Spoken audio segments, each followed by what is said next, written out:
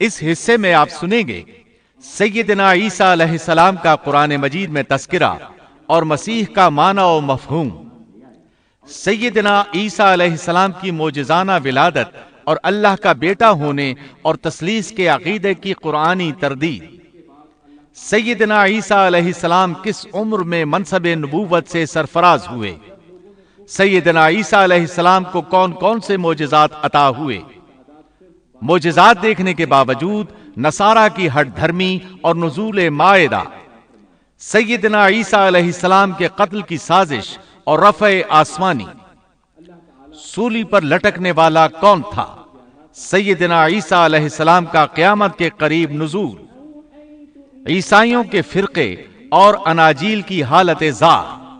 تو آئیے سنتے ہیں دارالسلام اسٹوڈیو لاہور پاکستان سے قصص الانبیاء کا 20واں حصہ، قتل کی سازش۔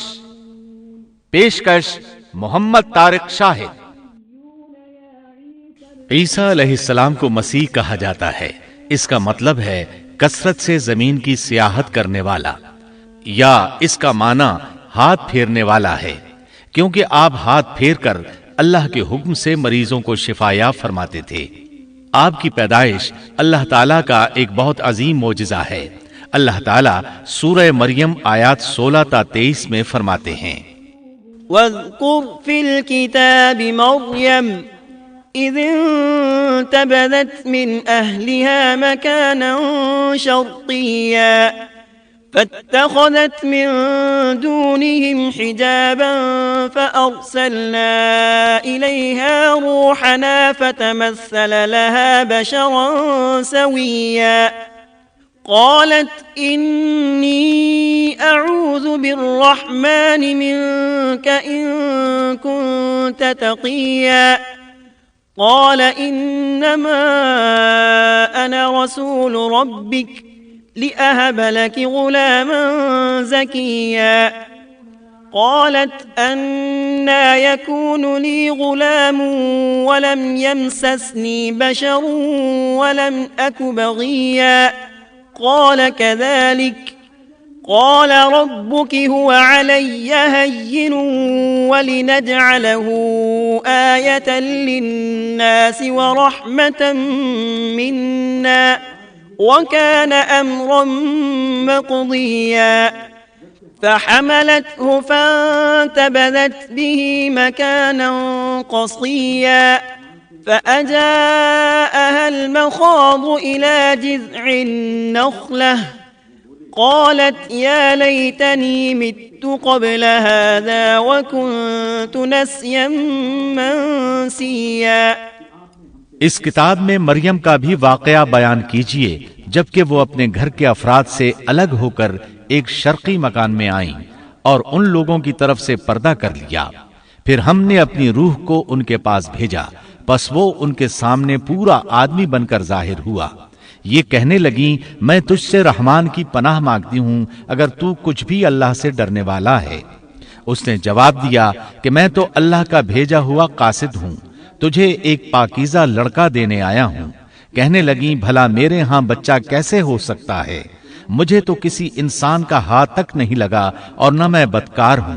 اس نے کہا بات تو یہی ہے، لیکن تیرے پروردگار کا ارشاد ہے کہ وہ مجھ پر بہت ہی آسان ہے، ہم تو اسے لوگوں کے لیے ایک نشانی بنا دیں گے اور اپنی خاص رحمت۔ یہ تو ایک طے شدہ بات ہے۔ پس وہ حمل سے ہو گئیں اور اسی وجہ سے وہ یکسو ہو کر ایک دور کی جگہ چلی گئیں۔ پھر درد ذہ اسے ایک کھجور کے تنے کے نیچے لے آیا اور بے ساختہ زبان سے نکل گیا کہ کاش میں اس سے پہلے ہی مر گئی ہوتی اور لوگوں کی یاد سے بھی بھولی بسری ہو جاتی۔ سیدہ مریم بہت عبادت گزار تھی۔ انہوں نے اپنے اور لوگوں کے درمیان آڑ بنا لی تھی۔ انہیں کھانا بھی پردے کے پیچھے سے پکڑایا جاتا۔ اللہ تعالیٰ کی طرف سے بھی انہیں خاص رزق مل رہا تھا۔ اس حالت میں جبریل علیہ السلام ان کے پاس آئے۔ انہوں نے ان کے گریبان میں اللہ کے حکم سے پھونک ماری، اس سے انہیں حمل ٹھہر گیا۔ ولادت کا وقت آیا تو آپ لوگوں سے بہت دور یعنی بیت اللحم چلی گئیں۔ وہیں انہیں درد ذہ شروع ہوا۔ تب کہنے لگیں کاش میں اس سے پہلے مر جاتی۔ اللہ تعالیٰ کی طرف سے ارشاد ہوا، سورہ مریم آیات 24 تا 28 میں ہے، فناداها من تحتها ألا تحزني قد جعل ربك تحتك سريا وهزي إليك بجذع النخلة تساقط عليك رطبا جنيا فكلي واشربي وقري عينا فإما ترين من البشر أحدا فقولي إني نذرت للرحمن صوما فلن أكلم اليوم إنسيا فأتت به قومها تحمله قالوا يا مريم لقد جئت شيئا فريا يا أخت هارون ما كان أبوك امرأ سوء